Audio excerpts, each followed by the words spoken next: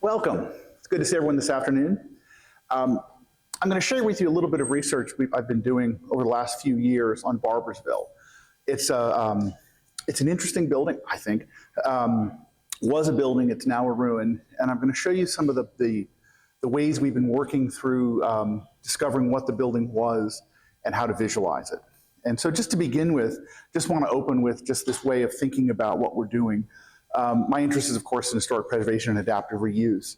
And so if you plot a building against time, you have design, then construction, then repair, then modification, and then eventual demolition and loss. Of course, most of us are concerned with the design phase, right? That's the most important thing. And it's generally viewed as a declension model. Oh, things changed in construction, it got worse. Things got modified over time, it got worse.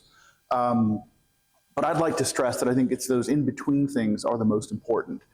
And one of the ways that through adaptive reuse, whether it's rehabilitation or restoration, you're essentially sort of resetting the clock on this cycle. And it can be a cycle that continues throughout time. One of the things I'm going to show you with this particular building, since it's a ruin, ruins are a little peculiar and they stand outside of time and allow us to look at them differently. So this is the ruin. It's, this is what's left. It's a ruin because the building burned in 1884. All wood members were consumed. The roof collapsed. All the floors collapsed. Anything that wasn't masonry burned and was left in this state, more or less. So let's begin at the beginning. The story of Barboursville begins with this portrait. This is a portrait of James Barbour. Barbour was the owner of the house. This is a portrait painted in 1810. This portrait went missing. It was never seen from the time it was painted. We have very good documentation. He sat for the portrait in Richmond in 1810, and Cephas Thompson was an itinerant painter. He was there for a few months. We know exactly when it was done. But we don't know whatever became of the painting. It disappeared, was assumed to have been burned in the fire. About 10 years ago, it resurfaced at an auction house in New Orleans with no documentation. It came out of a house in Atlanta. All that was known was that the person who acquired it was a very active collector. Nothing else was known. What's peculiar about this painting, though, is what you see in the background. If you look over his left shoulder, you see a building. And what's curious about that building, there's an enlargement on your right. It's not really a building. It's an architectural drawing of a building. And it's clearly a drawing, the closer you look at it. There's shade and shadows cast. It's India ink. It's painted to resemble India ink. It's an architectural drawing. And if you take that architectural drawing, it's about 2/5 of a drawing, and project out what the building would have looked like, this is it. And so presumably this is a building that Barbour was planning to build for himself. But we're going to follow it on the journey that it took from this 1810 painting to Thomas Jefferson's drawing for the same building in 1817 to its construction in a very different form. So beginning with portraits as evidence, again, it's an unidentified portrait. It was pretty easy to lock this one down to Barbour. I show you on the left and right an engraving made of him just before and another portrait painted just after. This one's pretty easy. He's wearing the exact same jacket, the same buttons, the same cravat. The only difference is his receding hairline and his attempts to cover it up. But it's clearly, there's no question this is Barbour. Cephas Thompson, in Cephas Thompson's portraits, the sitters tend to be sitting at a 3/4 pose. The backgrounds tend to be very simple. This is one that Charles Henry Alden is very typical of the portraits that Thompson painted. The only time you see architectural interiors in Thompson's paintings are very rare, and I show you 2 of them, and they were his own children. It's an extraordinarily rare thing for him to include architectural features. Another time he does it in his own self-portrait here on the left. If you look at the base of the Capitol, it's clearly terribly, terribly wrong. And he's probably painting this from memory. It's not a real. So this is all a way of saying that that architectural drawing hanging over his shoulder is a very intentional thing. There's nothing accidental. It's not a trope. So what can we see from this portrait? To begin with, it was created by an architect. This is an architectural drawing. One of the reasons we know this is not just a painter creating a drawing. Look at the convention. So for one, the shadows are cast from upper left to lower right. In this time, this is exactly how every architectural drawing was done. All shadows cast upper right, upper left to lower right. You have an India ink wash where you're casting shadows, you're not drawing shadows. And there are very few places where someone can learn to do this. I'll show you just, these are the architectural schools that I was able to identify basically from newspaper ads between 1795 and 1841. Most of these exist for a single year, maybe 2 years in some instances. Most of these were night schools. These were places you would go in the evening after you work. So they're precious few ways of learning how to become an architect in this period. If I come back to the portrait, and I compare it to two other images here. In the middle image is this showed up in special collections at the University of Virginia in the collections of some of the architectural workmen who built the University of Virginia. That is showing you how to cast shadows correctly on the base of a column. Again, light sources upper left, cast to lower right. You can see the gradations, and in fact, it is a shade and shadow exercise. Now compare that with the pavilion on your right. This is created by an extraordinarily accomplished watercolorist, John Nielsen, who's very, very good, one of the best builders in Jefferson Circle. He's a very good architect. He was completely self-taught. And one of the ways you can tell that, I'm just showing you a detail of both of those. And you see if you look at the base of the Capitol on your left, these very smooth shadows being cast across it. If you look at the garden pavilion on your right, first you notice the shadows are going in the opposite direction. Everything is cast from upper right to lower left. Because he's self-taught, and he taught himself to draw from lithographs and engravings. And lithographs are flipped left to right. He didn't know that. And so he was copying shadows that were cast correctly in lithograph form and reversed. The other thing that you see is all these teeny tiny little lines. That's how he drew shadows, by just stippling these little lines, just incredibly tiny lines closer and closer together. He didn't know how to do washes. This is one of the ways you can tell who is self-taught, who's actually trained as an architect. Which brings us to the likely suspect for this drawing, Robert Mills. Mills attended one of these night schools in Charleston, and from there worked for James Hoban in Charleston before Hoban went to Washington, D.C. to work on what became known as the White House. He, it was in 1803, Mills spent several months with Thomas Jefferson, and Jefferson spent a lot of time teaching him how to draw, teaching him how to paint, and it's well documented he was there. One of the other rare examples we have of someone in this period who was trained as an architect is this man, Thomas R. Blackburn. This was another one of the workmen who came to the University of Virginia, 21 years old, answered a want ad, and while he was there was taught not only how to draw, make architectural drawings, but learned how to paint quite well. And I show you this is just a list of every known workman, free or enslaved, at the University of Virginia during its construction between 1818 and 26. This is the one that we know could make architectural drawings. We know he's not the only one. We know there must have been, out of this group, others. It's just, this is the only set of drawings that survived. And I'll show you a few examples of this. This is, a lot of what he did was borrowing a copy of Palladio from Thomas Jefferson. It was an edition that was extraordinarily rare. There were only 2 copies in Virginia at the time. And not only did he teach himself how to draw out of it, but he made himself a working book that he could take with him. These became portable. He was never going to own this book, but he copied out the parts that were useful to him. And not only did he copy the parts, but obviously you're not going to read that. And I like you, so I'm not going to read it to you. This is his transcription of a set of, this is a Tuscan portico that he designed for a building in Stanton. But these are his notes and his explanation of why Palladio says to do it with 7 modules tall. He thinks it's too short, too squatty looking. He's going to make it 8. He's going to make all these changes, and he's describing how he makes those changes. So he's treating these books as sources that are fluid. He's not copying things from them. You're using these as sources and transforming them, which brings us back to Robert Mills. This is one of the things that this was long attributed initially to Thomas Jefferson, then to Thomas Jefferson's granddaughter. This is a drawing of Monticello. It's not a design drawing. This is an exercise that Jefferson gave to Mills to do. There's several changes in the elevation. This is not quite Monticello, but he's learning how to draw. This is another exercise that he was assigned to do. This was creating a rotunda house. This is another thing that Mills was given as an exercise. And one of the interesting things we see in it is the vaulting, the dome system in this dome is what's called a Delorme lamination. It's a four rib laminated dome, very rare in the US. There's just a handful of examples, and almost every example sort of coming through that Jefferson circle. They were lighter, more flexible. You could build them with a lot less blocking. And you could land the dome in a false plate on masonry, with much less structure than you needed for a masonry dome.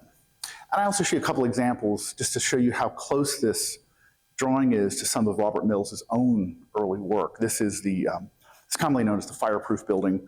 It's a county records building in Charleston. But that simple sort of blocky design, very little detail, that kind of unrelieved, very, very stark Greek design. It's very, very, there were very few people designing like this in the time other than Mills in the US. So, Barbour's an up-and-comer. He's in the General Assembly. He has his portrait painted in 1810, just as he gets his first big committee chairmanship. He's the guy on the rise. So why doesn't he build the house? Well, two things happen. One, day after Christmas in 1811, there's a devastating theater fire in the one theater in Richmond. Richmond's a very small town. The capital only been recently transferred there. And everybody was at this theater. And the scenery caught on fire, consumed the building in minutes. And almost everyone in the building died, including the governor, the lieutenant governor, and many members of the General Assembly. Barbour had run unsuccessfully for governor that previous year. He quickly found himself as the next one in line who was still alive, named governor. And shortly after he becomes governor, what happens? The British invade. And his term is just consumed with the War of 1812, which did not go well for the US. And he then finds himself elected to the Senate, minister plenipotentiary to Great Britain, and comes back in 1815. So, which brings us to this. When he comes back to the US, moves back to his house, this drawing is sent shortly after. It's sent from Thomas Jefferson to Barbour. It's stamped, it's noted, we have a good date on it, for this building. So what the heck is this? How is this related to what came before it? So it's a very simple building. It's not that large. 2 stories with that compressed second story. The windows very close together to make it look like a low story, look like a 1-story building. This is very much a small version of Monticello. The plan is very simple, double pile room. In the center core, you have an octagonal room with a square reception room heading into it. And in construction, these are little wood frame closets here to form another shaped room on this side. Dining room here, principal bed chamber. Up on the second floor, you have 3 bedrooms, but this one is accessed by this stair, this bedroom is accessed by this stair, and there's no connection across through the dome. So if we look again at that portrait a little bit more closely, if we look at what Barbour's holding in his hands, here's another curious thing about this painting. He's holding a watercolor of an Ionic capital. It's a very specific capital. Again, there's nothing accidental about the things that he's holding. There we can see it there. Again, this is 1810. In 1817, we have Jefferson putting an octagonal cornice in those 2 shaped rooms, in the octagonal room and in the double-story dining room, and describing them. So is this an idea that's been hanging around for a long time? So the question is, did the design go from Mills to Jefferson? Or is it something more complicated? This is another previously unidentified drawing of Thomas Jefferson. Could be as early as 1800 or 1802. It's clearly an early, this has long been said to be a house in Philadelphia that wasn't built. I don't believe that at all. I think this is an early version of Barboursville. I think this is where the story starts. And one of the curious things in this drawing is you see he's worked up the elevation in ink. The section is only drawn in pencil. And the reason is he's just discovered that you can't get into this dome room. There's no way to do it. He's even sketched in little ladders and things to try. And I think he got to the section, realized he couldn't make it work, and just put it away. And there it sat. And so I think when Mills is spending time with Jefferson in 1803, 1804, I think he's resurrecting this drawing as a drawing exercise, handing it to Mills. So the question is, did the drawing go from Mills to Jefferson, or from Jefferson to Mills and back to Jefferson again? And this wouldn't be the only time that this happened with Jefferson. So what happens when the building is built? Well, it changes. This is the building you see up on your right. This is the building is built. The two buildings you see to your left are two slightly earlier buildings built in 1805 as dependencies. The family lived in these while the house was being built. After the fire, they moved back into them. They're very curious orientation. They're not sited, complementary. There's no, they're in fact a full story and a half apart from each other. There's a big grade change. It's very peculiar. We get immediately to one of the biggest changes in the drawing. At the end of Jefferson's specifications, he describes the dome in great detail. And the last line is, the dome may be omitted altogether if desired. Because I don't think it was quite constructible the way it was drawn, and I think he may have known that. So it's always an ominous sign when you see this on a set of drawings. You don't really have to build this. And it may be a plea not to. A bunch of the other changes that occurred to the building, as you can see how the two windows are squinched down to try to make the building appear lower. As constructed, they're separated quite a bit into a more traditional spacing. And in fact, the window is pushed so far up into the cornice that the entablature can't be built, and the cornice has to be skinnied up to get over the window. The balustrades aren't constructed. And this is the building. It's the one and only photograph that exists of the building before the fire. It looks very, very different from the building that was designed. And one of the funky things in this, well, you can't see it in this drawing, I'll show you in a second. And there are a whole series of other changes that are made during construction. One of the big changes are, as designed, it had exterior window architraves flat on the face of the brick. It was altered in construction. They were pulled in, it became thin little Greek Revival moldings. And you can see that paint line right there. So the moldings are now on the inside face and skinnied up. And here's an example, a Bremo, a very similar house built at a very close date, also designed and built by workmen in the Jefferson Circle. And the exact same thing happened there. The face moldings got pulled on the inside. And this is a case of builders using handbooks showing them how to do this that depart from the drawing. We see other physical evidence left in the building. This is one of the fireboxes. They're all very similar. If you compare the shadow, and what you see is the mantelpiece was attached to the wall before the wall was plastered. So the plaster comes up to the wooden mantelpiece. So when the mantelpiece burned back to the wall, we're left with a profile. It was this. I'm showing you, this is a Blackburn design from 1826. We see this mantelpiece all shot through a whole series of these buildings. And here's one, again, in Bremo as built. You know, we have this curious use with Jefferson calling for these interior orders to be built. There's no physical evidence. There's no blocking in the wall. In order to attach either any wood, whether it be a baseboard, a chair rail, or an entablature, you have to leave a brick out, drive a wooden block into that missing brick, and then nail or spike through whatever you're wanting to attach into that nailing block. So there have to be nailing blocks in the wall or a hole where the nailing block burned out. There just aren't any. I don't think they were ever built. I think he ran out of money. A few other things happened very shortly after the building was built. This is, again, that same watercolor from about 1830. If you look in the background, you see these, it's actually 4 separate buildings. And this is the site of them, using a kind of a drone to try to get the same angle. And this is showing them on this is a USGS map from 1963. And what you see is this is the original farm road. And it weaves around. So here's the house here. This is the big landscape flattened oval. This is all man-made. This is the terrace garden here, stepping down to a flat walled garden right here, which I'll show you. The farm road crosses Blue Run, and then swings back out. This is the location of a series of enslaved workers' housing. And we can see them in these little shadows left in the ground. There were probably no foundations ever under these buildings. They were just wood sills in the ground.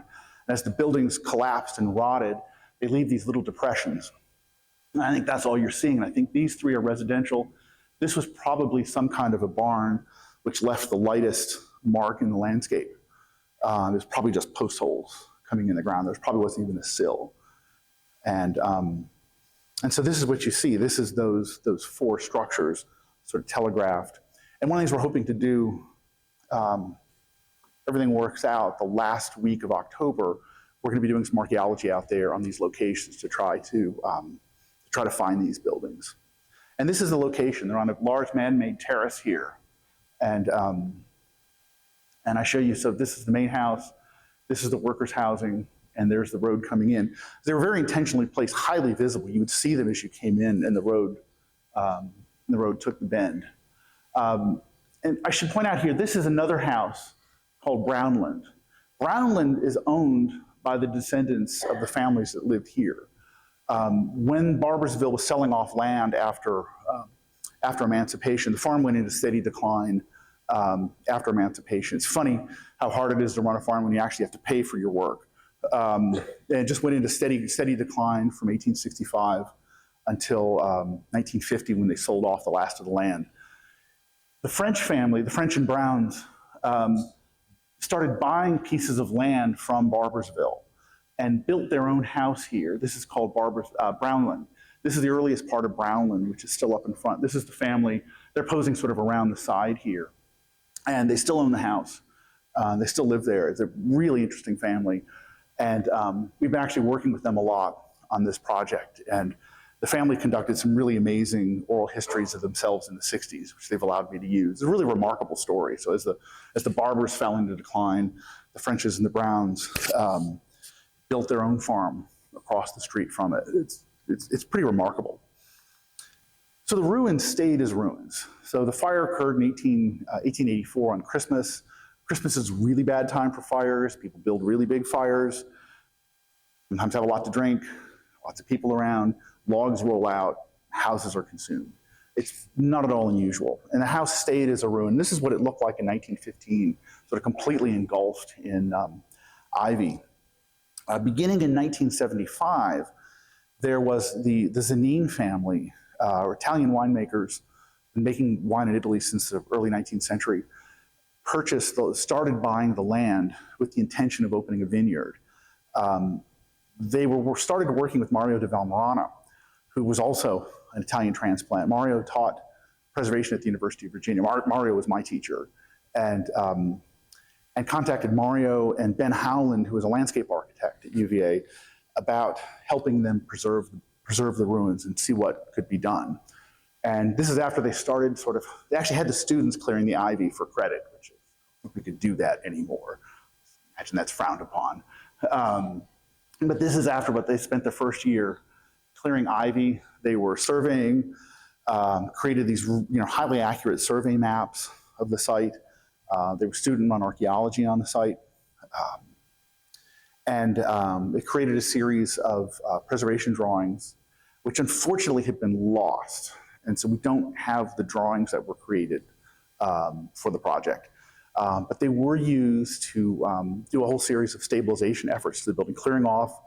You can see the mason here adding a slate cap to the top of the wall. So they lifted the wall up with some masonry to try to get square tops on the wall, and then topped it with slate, a mortared slate and then in the irregular areas, it's basically a pitch that was applied over it to try to protect the walls.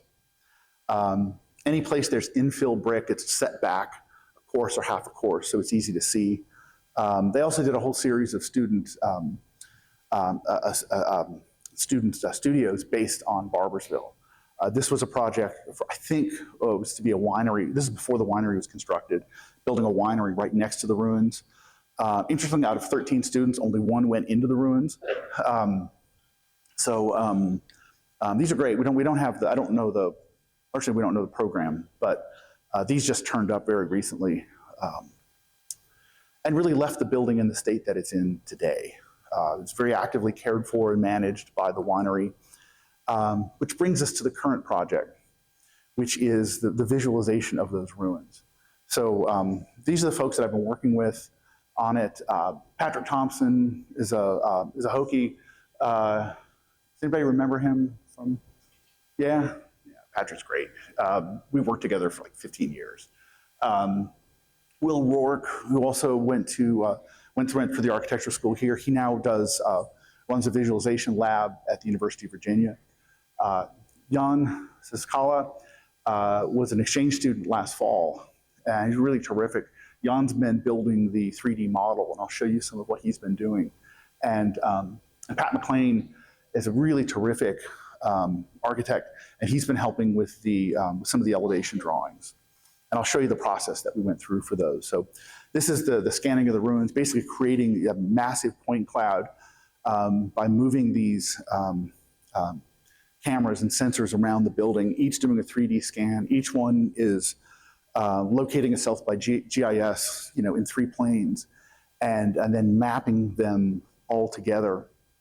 And one of the things that's interesting about this process is we're able to do it in real time, so we can actually start building the model live. You're assembling the pieces, and you can actually start to assemble it on site, which is really interesting.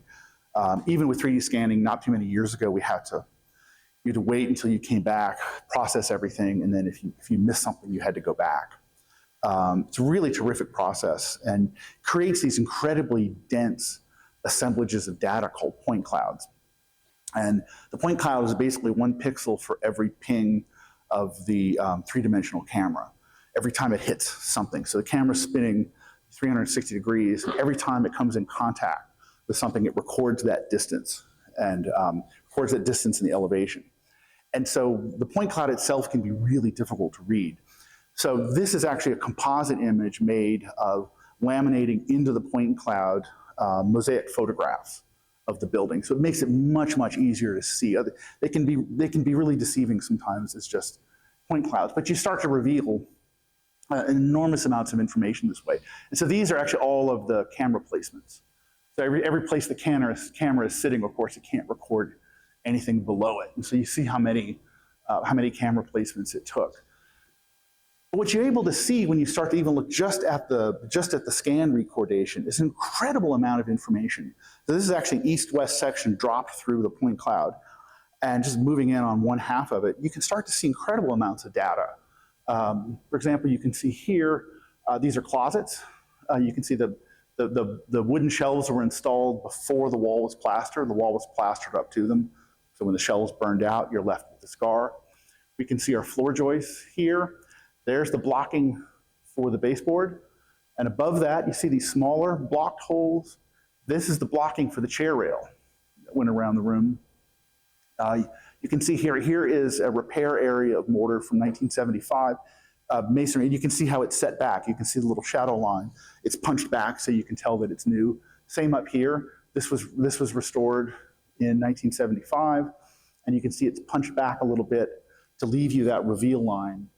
As you move across, you can see this is your stair structure here. So obviously the stair was built before the wall was plastered. Here's the plaster between the stair, and here's your handrail. Here was actually the original door for the stair. The stairs were reversed in construction, and the doors were flipped. And all of that you can see just by looking in the point cloud. Now, to take all of this and build something out of it, so this was our sort of first initial pass at sort of taking the point cloud and starting to skin it and starting to build the model around it.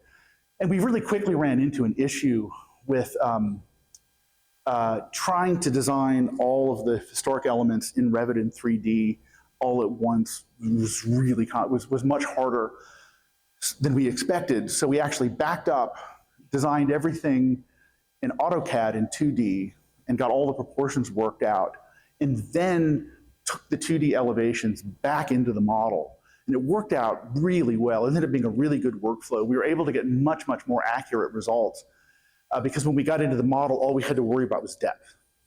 It was relatively easy to work out once we had worked out the horizontal. Our X and Y were the more complicated with more complicated dimensions. And so we were able to show the building, from its original design into the version that was constructed, and then the version is modified over time with porches added to it. So we can take it through its whole life. And then we took those, and then Jan took those. So Pat McLean worked drew those elevations. Jan took these and then started to project these back into the model and rebuild the model using that updated 2D information. And so what we're able to do was create an interpretive drawing of this. Now, first thing you see when you look at that drawing, there's a lot of information that's not there. It's not as clear as you might think. Jefferson was a very loose drawer. It's better to think of these things as sketches. And I just show you as an example. This is his drawing of the rotunda, the library for the University of Virginia. This is one of the drawings that he spent more time on than just about anything else he ever handled. And I show you the detail of the Capitol. It's just the merest suggestion of what might happen. And we know from his notes what book, which Corinthian out of Palladio he wanted us to use. But you cannot take the drawing literally. It's just a suggestion. And so that was one of the things we had to do with these drawings, is really treat them as sort of loose suggestions. And we had to make a lot of interpretive decisions. Like, for example, he didn't understand the topography and doesn't understand the drop-off here. Doesn't show that. He's showing the windows pinched together, and we actually had to separate them in our model because as drawn, the bottom of this window is below the second floor joist. It's just totally unconstructible. Other changes, the chimney, the way he's drawn the chimneys, they're actually coming right up through the dome structure. And so as we drew them, they're actually corbelling out in the attic to get out and hook around it. Other issues, he's showing just a hint of a skylight, the hint of a window in the pediment, and he doesn't show one up here, though there was one. And he's also not showing the soffit stepping correctly. And the big one is he's not showing, though he clearly describes the dome as being separated in sections. He didn't draw it that way. So we had to make a lot of interpretive decisions. And and one of the big ones is Jefferson's right-handed, so he draws on a sheet from right to left. And for whatever reason, when he draws, as he goes across the sheet, he starts, these dimensions are crunched more than these. So these windows are actually about a foot off from these, left to right. He's just cribbing. I don't know why, but he tends to do that. I don't know if it's pretty typical for him. Other alterations, we had to sort of work out the design of the capitals. This is as reconstructed. I'll show you, just comparing them. They're Tuscan orders. This is as designed. This is as built. You can see they're quite a bit different. As designed, they were to come out of Palladio's 4 books. They sort of do. There were even changes made in the drawing. The proportions are a little different here. As built, they're coming out of James Gibbs's Rules of Architecture. This is a pretty common switch. Gibbs is really easy to draw. Palladio is really hard. The mathematical divisions in Palladio are really difficult. Gibbs took it and simplified, and almost every pattern book that comes to the US uses the Gibbs method. So this just tells you that the workmen who are actually building it had access to something on this tree, and that's what they're looking at. So this is what we end up with. So it's as much of an interpretive drawing. So as much as we can take things directly out of scans, there's just an immense amount of handwork and interpretation that goes into it. And we also looked at other visualization techniques. So this is Pat working on some building watercolors, and he did a whole series of tonal studies and building a series of watercolors that we're going to use in the book, but really lovely. Again, using a different way. He's able, by the way he's casting shadows, really emphasizing the recess in here in the portico, which does not come through in the AutoCAD drawings. And just different ways of casting, and different ways of doing tonal studies, which are all incredibly important, different ways of visualizing what's going on. And then just very briefly, looking at the as-built, one of the curious things as-built is there's no window here. It's covered up kind of here. This is where the double-story dining room was built, and they simply didn't build a window there. We had a lot of arguments about this. And And you may have noticed in the Jefferson drawing, we put a blind window in there and closed the blinds on it, just to keep the proportion. But it was a blank wall. And again, this is a tone study of the as-built version. And so, it brings us to today. And this is our integrative lab this semester. They are using Barboursville as a site of their project for a series of interventions into the ruins, and have been working on the model now for 10 days?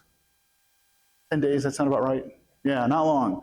And so this is a look at some of the, this actually after having brought it into Rhino and starting to add topography. And this is sort of a look at where it's going. And we've got full structure inside the building. And this is going to be used, there's a ruin version of this that's being used for the class to develop their strategies now. And this is some work from yesterday, 10 o'clock, I think. This is bringing the topography, starting to bring the topography into the 3D model. And this is some site modeling that's been going on, which is really wonderful. Here's the building, and you start to see this is this big oval flattened lawn, which is not natural. This was all flattened by enslaved labor, and a series of terraces that step down. And this is the walled garden, which is either 3.5 acres or 5 acres, depending on exactly where the back wall was. And the wall would have been like this. It was a serpentine wall. They're 1 brick wide, a self-reinforcing wall. They just show you the ones at University of Virginia. They're very tall, and these are as reconstructed at UVA, they're much lower now, but this is more or less the original height of them. They're very rare. This is one of the few ones that I know that survives. This is out at Folly Farm in Augusta County. It's one of the very few that's left. But they would have been used to create these enclosed gardens. Some of the work that's continuing right now, we've done 3D, we did 3D scans of the exterior of the dependencies. We couldn't get in them. So it's a combination of, the winery uses these as a very, very nice bed and breakfast, and they don't like to give up room nights. So this was scanned by a combination of cameras and drone, but we have the exterior data. We also have been doing a series of flyovers on the landscape and creating this. So this is the beginnings of a scanned 3D model. We've got to come back and pick up this portion back here. But again, creating this sort of live data. So what do we do with all this? What does it all mean? So this is a ways that we can sort of track buildings in all their forms. And this isn't, one of the fascinating things about this as a ruin is that we have lots of different kinds of evidence that feed in and tell us the story. You know, we have paintings, we have a architectural drawing in the back of a painting. And then using that evidence in the painting, you know, we start to address the question of where, from the design part of the story, you know, did it go from Mills to Jefferson, or did it go from Jefferson to Mills and back to Jefferson?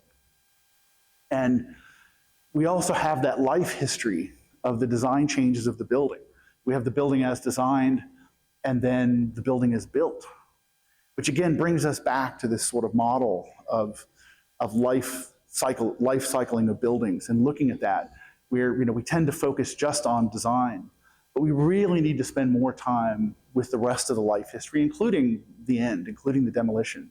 You know, with this idea that we can reset that clock from time to time, but this is basically the lifespan, and we need to stop focusing just here and really think about here. And it's one of the fascinating things about this ruin is that we can. You know, we can take it through ideas and drawings to as built, to what it is, and start to imagine what it could have been, and start to imagine new futures for it. And that's sort of the next step, you know, is what happens is, what do we do with this information? What do we, you know, where does this go?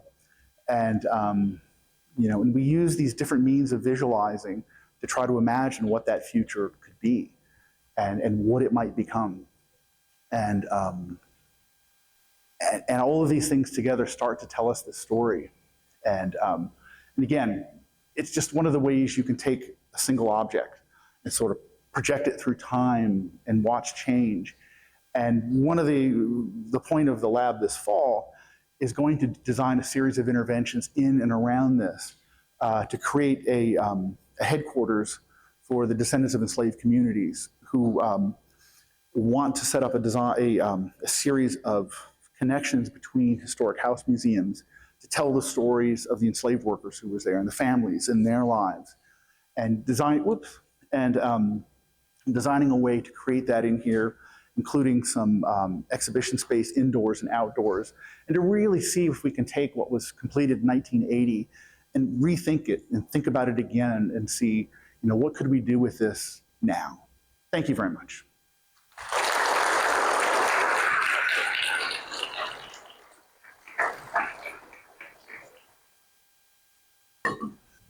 I'd love to take a question.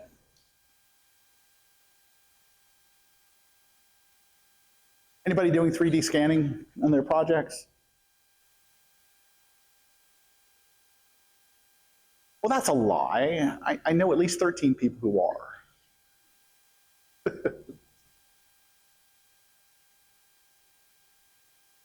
Has anybody thought about using it? Yeah, it's a fascinating way of, and I know there's recording equipment. That's the whole thing with the construction side. But there is equipment here at the school that theoretically becomes available.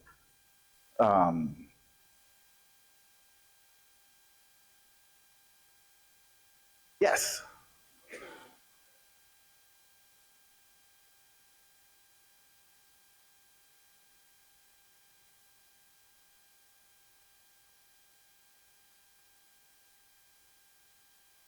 Oh, the question, what programs or what groups? The question is sort of what groups are out scanning. There are a lot of, University of Virginia is doing a lot. Texas A&M has a program doing it.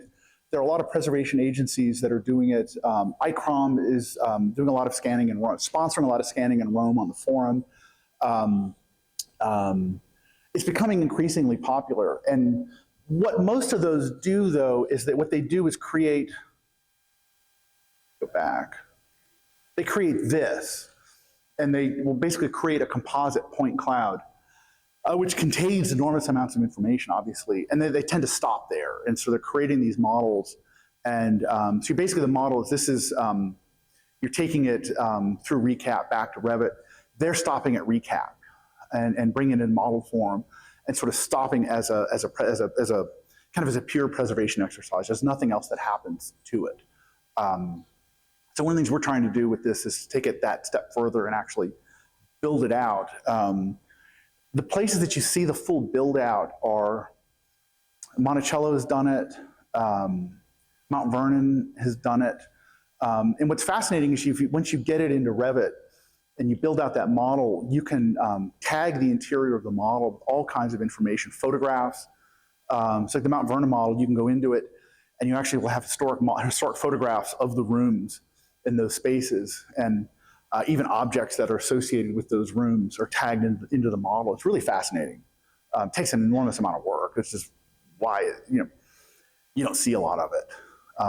But it's increasingly, you're seeing it use the recordation. Also, as the cost of the equipment has come down enormously. When we started doing this, each box was about $100,000.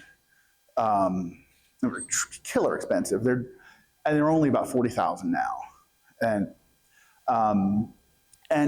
dropping. And they're handheld versions. I mean, if you've got one of the up-to-date iPhone Pro versions, you can do some fairly decent handheld scanning of smaller things. Rooms will work. It's not going to get a full height elevation, but you can actually capture a lot. I mean, the technology is moving so fast that the cost is. Originally it was designed not for architecture. The first users of this stuff were factories, industrial applications, where they would go into these enormous factory interiors and scan them so you could get pipe runs and pipe chases, because it would take forever to hand measure those. And architects kind of came in. The architecture market was secondary. If that helps. Oh, sorry. Yeah.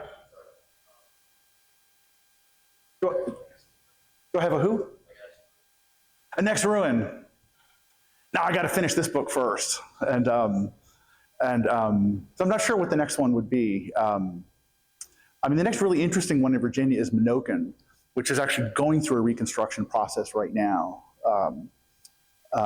That's a good question. I'll have to think about the next one. I mean, my next project's on postmodernism, so those things become ruins fast. Yes.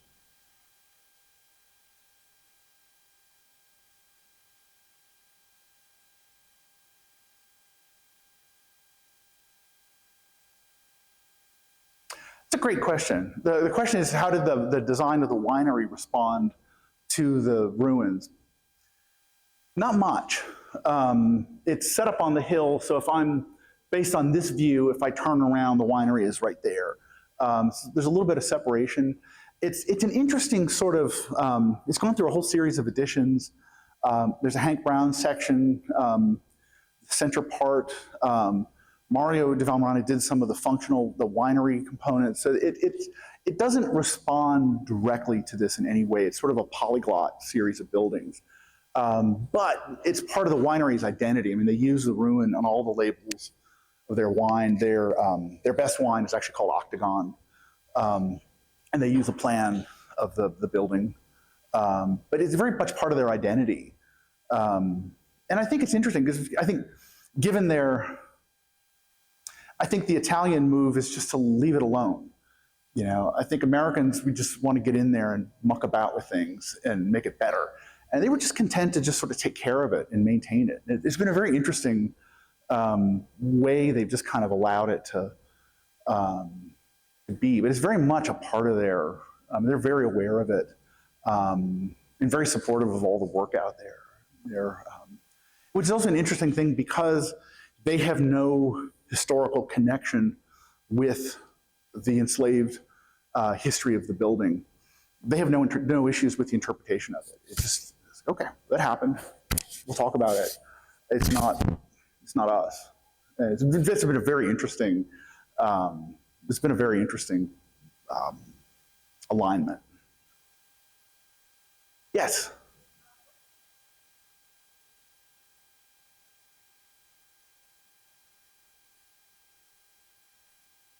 So the question is, what got me interested in this? Thank you.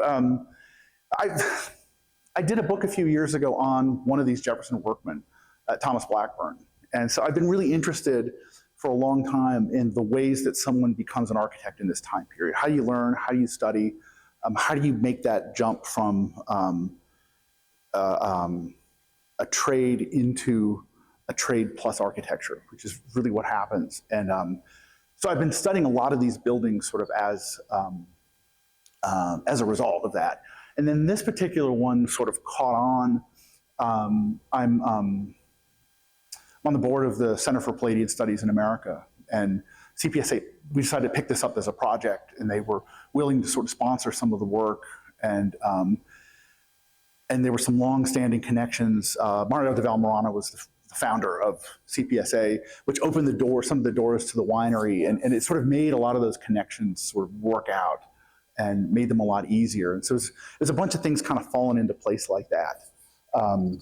And then just sort of being fascinated and, and then I was talking with Will at UVA. I had known Will from some other stuff. And I think we can get out there, and I think we're interested. And so it initially started with a bunch of UVA grad students working on parts of the scanning. And so it's really had an interesting life with lots of different collaborators and people coming in with sort of different skill sets. And which has really been the fun of it. And I did know about the portrait. It was funny, the reason I knew about the portrait was I'm on the board of the governor's mansion in Richmond, and when it showed up at the auction house, we wanted that painting bad. Because Barbour was the first governor to live in the governor's house in Richmond, the other painting, and couldn't get the money together fast enough. And it went for a substantial sum that I'm not sure the Commonwealth was quite prepared to write that check. And then when it became known who the owner of the painting was, he was very amenable to access to it. So it was really interesting. So it kind of went dark for a while, not knowing where it was, and then it popped up again. And so it was kind of a great surprise of having chased it, chased it in auction land and failed, failed miserably, and then to see it sort of reemerge, and actually is in Central Virginia, and so it was a really nice. You never know with those things. Sometimes they just somebody buys them and they go dark and you never see them. Just like the thing hadn't been seen, between 1810 and 2011. It's gone. Nobody knew, it hadn't. No one knew where it was. It happens a lot. Yeah, thank you. Yeah.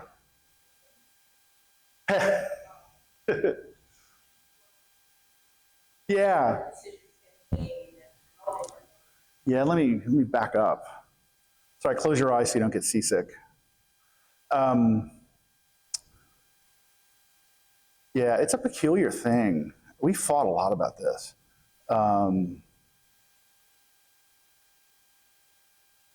Like your life in reverse here. So here was our cheat. So as we drew it, just because we just couldn't fathom. Now remember, Jefferson only drew one elevation, and he also didn't draw the side elevations, either because he didn't think it was important, or perhaps he knew how bad they looked, and because they're really a train wreck. I mean, this is just, if any of you draw a side elevation like this, you're going to have to repeat your lab. You can't do this.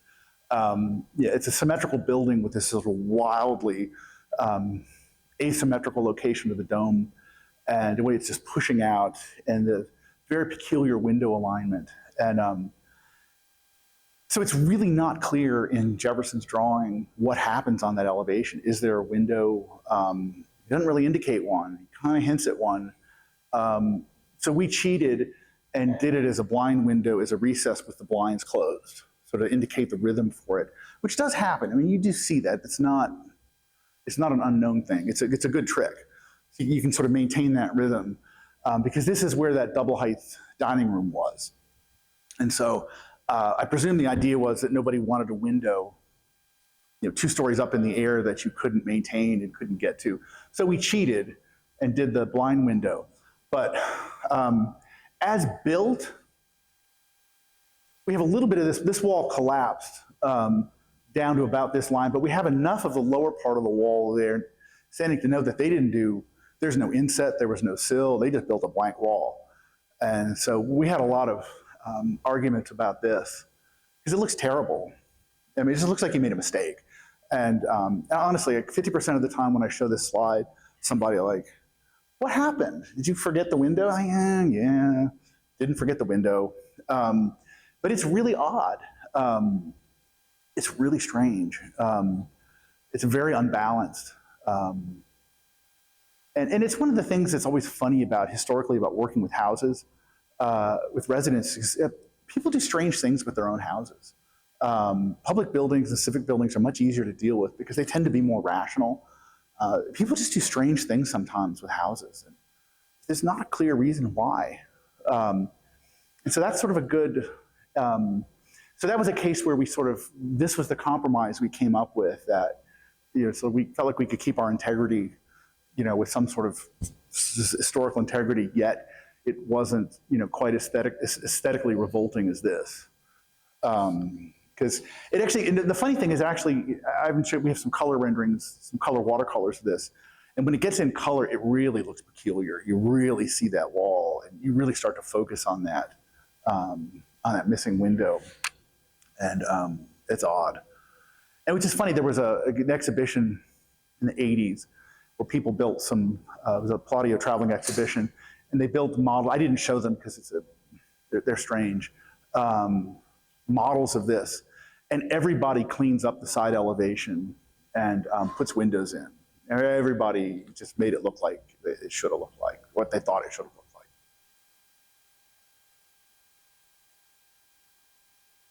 So if you're going to cheat, just make it look convincing. Anybody else? Yes.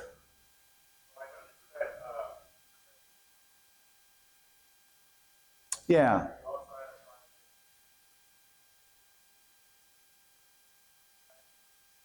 Mm-hmm.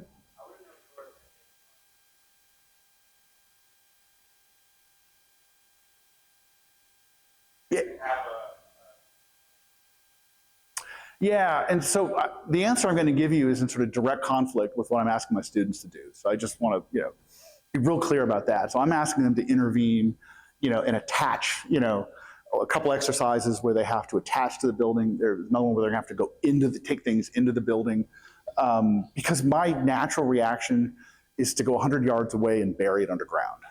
I mean, I just want to get as far away from it as I can, and so. And I recognize the conflict between those two answers. But I think my instinct would be to, to get to the margins and allow views of it and allow visual interaction with it, but to kind of stay out of the view shed. And I think one of the interesting opportunities here is, your life in reverse again. One of the things that's really interesting on this site is the topography is pretty crazy. This will work.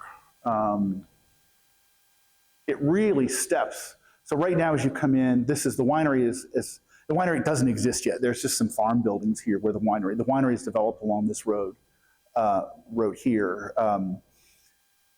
So now you basically come in this way. There's sort of a windy path, sort of the most non-ADA compliant path imaginable. And but there's some really interesting, it's completely overgrown. These boxwoods are not historic. They ran a boxwood farm here in the mid-20th century. So there's just more boxwoods than you can set fire in a week with a flamethrower, and they're everywhere.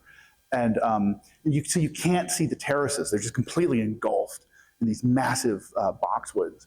So I think one of the real opportunities, I think, is if you start to clear the boxwoods off the terrace, you have some interesting sighting locations down here that kind of respond to the garden and are a little more secluded from the building. I think there's some really interesting, and it's also an easier, if you do that, there's some interesting way you can get into it using the terraces as ramping without having to traverse the big grade change. And that's sort of, I think there's some interesting, also in a perfect world, if I was king of the world and I had everybody else's money, I would clear people out of this. I would stop the use of that as a hotel, and I would reinterpret that building as, start to move functional things into that dependency there. But I was pretty sure when I got up this morning I was not king of the world, and I don't have anybody else's money. So does that help? Yeah. Anybody else? Yes, ma'am. I have a question that actually last the very first thing you said, definition of said ruins scan up.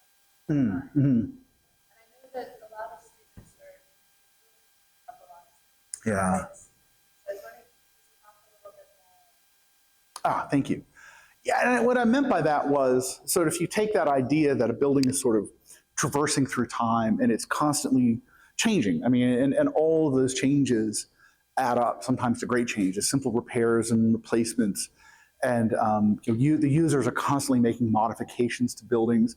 And this is, again, to say nothing of large-scale interventions like rehabilitations and adaptive reuse. This is just sort of the quotidian changes that users make through the course of a lifetime.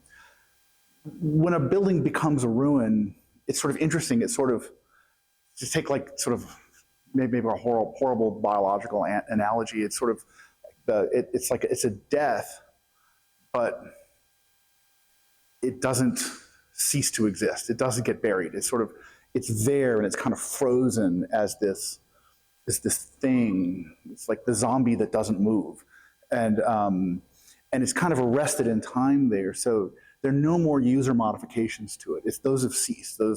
All those changes, repainting and maintenance, and all of that is ceased, and it's its thing. And so it is changing slightly over time, just through degradation and rain and water washing out. I mean, all those things are happening, but at a very, very slow rate. And that's what I mean about being outside of time. It's sort of, now it's responding to a different kind of time. It's not human time anymore. It's not human time and modification. It's almost like geological time now, where it's it's slipped into a different time frame. And I think that's always one of the really tricky things about trying to intervene into ruins, because they're sort of existing at a different time, and the change is different for a ruin than it is for a building. And anytime you touch a ruin, it's incredibly obvious that you've touched it. It doesn't, you can't really hide what you're doing. It's a very different approach. And that's what I think is kind of the challenge of this building, that you're kind of taking the adaptive reuse challenge and kind of squaring it. You can't hide. You can't hide your work. It's not. Does that help? Yeah. Ruins are fun. They're fun. And also, like, ruins are, they do need some work to maintain them. They do require, some maintenance, but it's at a different level. Anybody else? Thank you so much. I really appreciate you spending time here this afternoon, and I'll see you shortly.